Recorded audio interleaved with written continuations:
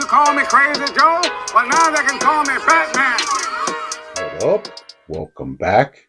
It is Bones. And in this one, we're going to do something a little bit different. Now we are going to take a look at this version of Batman Arkham Knight that was released by Mcfarlane. But it's going to be more of a quick look and some comparisons. And then there's a couple of other topics I do want to get into. Now, very interesting from Mcfarlane this time because he did put out these pre-orders. And although I was on the fence about ordering this one, I did go ahead and pull the trigger. But not necessarily for the reasons that you may think. And what was a big surprise from Mcfarlane was that not even a little bit more than a week later, and these things did start shipping out. And I thought that was rather interesting. Now, I have actually been sitting on this one for more than a week. I've got mine. It's just that I've been really busy, been having a hectic, schedule, and I haven't gotten around to making any vids, but he does look rather prestigious in the packaging. So let's go ahead and take a closer look at him. But first, he does come with your standard black DC Multiverse stand.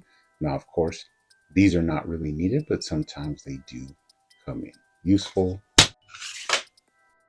He also comes with the data file card. On the front, you do have an image from the video game.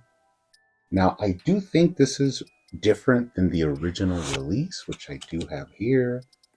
And if you put them next to each other, you can actually see that, yeah, they're not the same. On the back, they do have different information, even though it is only the stats of Batman and stuff like that. But the origin breakdown is the same. But at least they did make a different card. Hold on to that. Of course, this prestige version does come with basically the same accessories. You got a golden Arkham Batarang here. Pretty nice tint of gold. Now, on the original release, you did also get the same Batarang, although be it did have a one little paint detail on there, but it was a black version. But they are basically the same size. And same accessory. We'll hold on to that. Now, I'm not sure what this one is. I think it's like a sort of sticky gun where he, shoots projectiles that actually stick to the wall. Now, in the original version, you did get just a solid black one, and in this one, you do have a gold version. But once again, they are basically the same. Now, you also have this big, blaster. I'm not sure what it is. Maybe this is a projectile shooter, but it could also be his grapnel gun. Now, in the original release, they did release it in a black color, and they are, basically the same size. I think there might be a slight variation in the black one. It seems to be a minuscule amount smaller, but this gold one, for some reason, just feels comically larger. But they do fit in his hand, although be it, looks a little bit oversized. But some pretty cool accessories to have that represent the game. Now let's take a quick look actually at the figure, a closer look. Now, I did have some problems with the original release. And although I'm not a big game guy, I never really have been a big gamer, I always really liked the designs that they had for the Arkham games. And this one was no exception. Really nice looking tactical suit with a lot of cool details.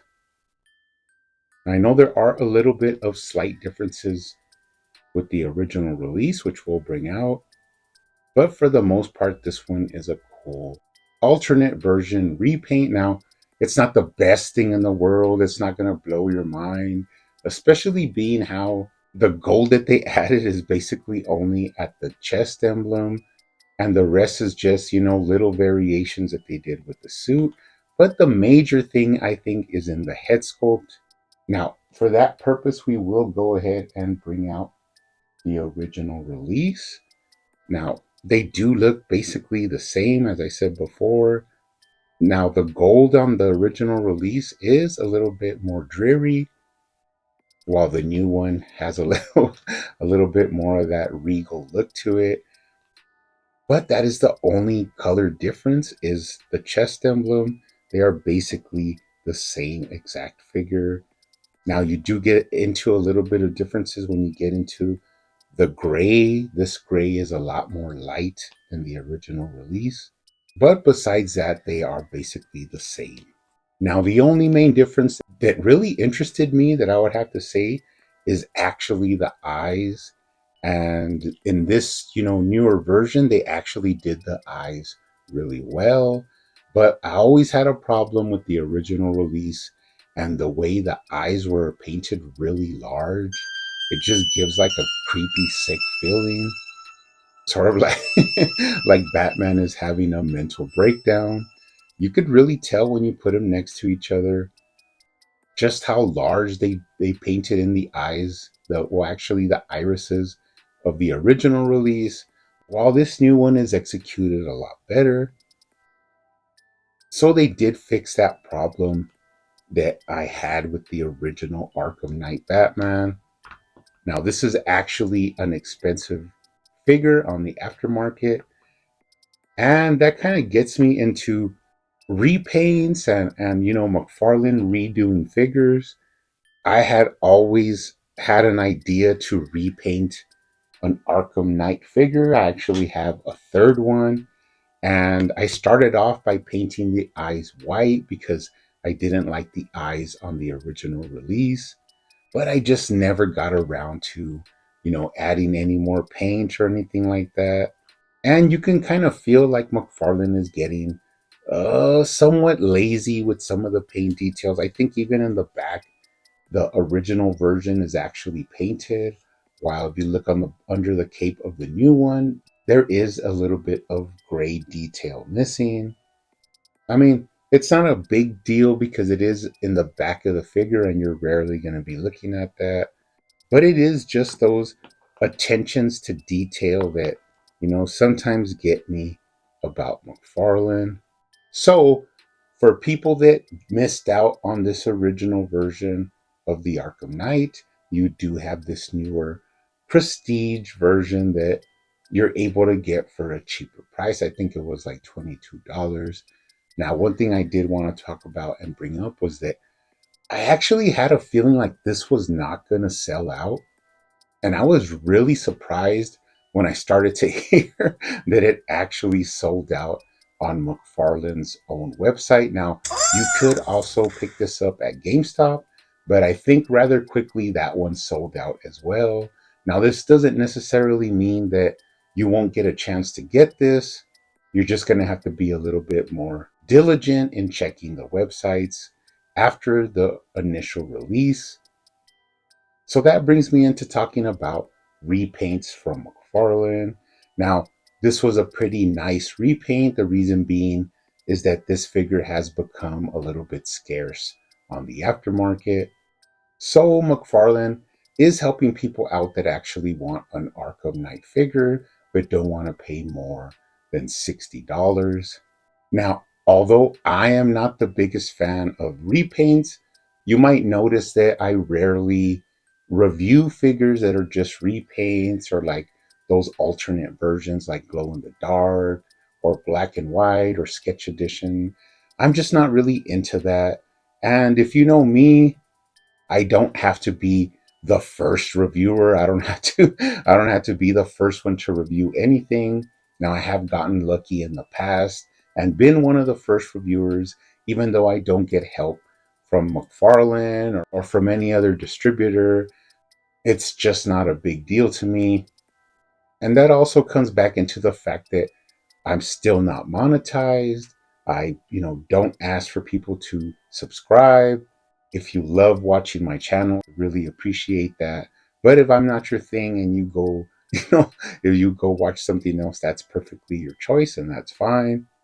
I do this still for the passion of collecting. So the way I do my videos is it just, when I feel like it or when I have time or when there's something that I want to really put out there and have people take a look at, then I will, put the work in to do a video, because you might not know, but these videos are not easy. It does take me, a couple of hours every time I decide to do one of these. So I always have to take that into consideration and fit it into the rest of my schedule.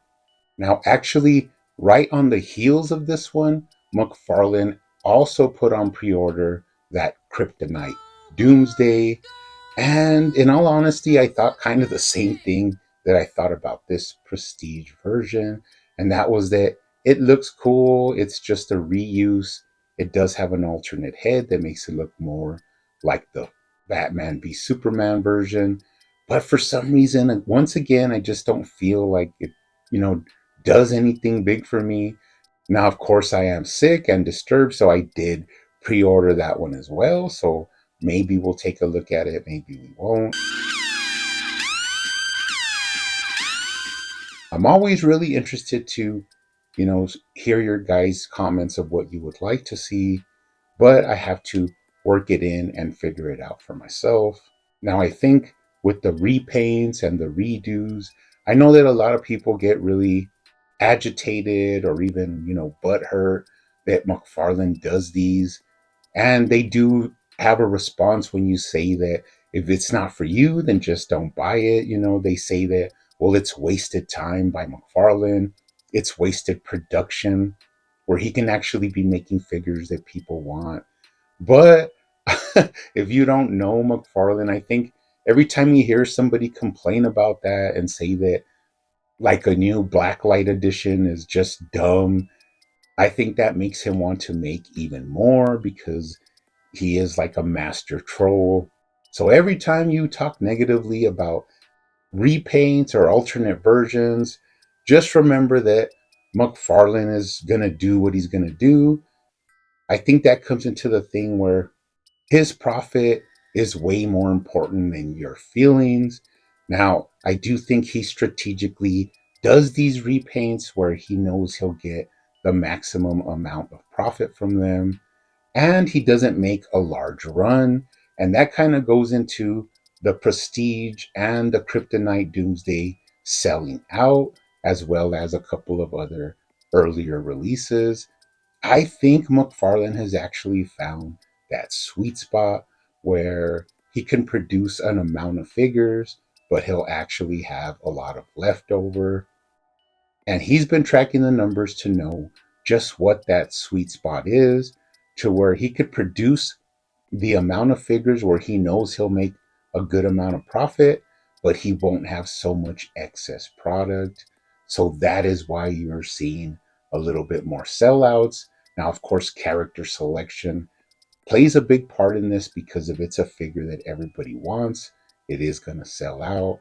But if it's something, more like a repaint, he knows not to overly produce it, because then you will have a lot of product sitting on the shelf, and eventually you'll have to reduce the price for this, which I think it is something McFarlane really does not like to do. So, although these alternate releases are the bane of some people's existence, they are a very niche product where some people love them, some people actually collect them, and they like having a little display with all the glow in the dark versions, which is actually their right and it's perfectly fine for them. But I still think you should collect figures that speak to you, collect figures that, have something for you that draws you to them. And there is always that time where you can just skip a release and not feel bad about it. Now, I'm not speaking for myself, because I am a disgusting completist, and I do eventually want to have one of every release from Farland, if not multiples. But we will continue enjoying this line, collecting this line, customizing this line and having a lot of fun. But you guys let me know down in the underground what you think. But for now, keep hunting out there, keep collecting, keep customizing, and I will see you on the next one.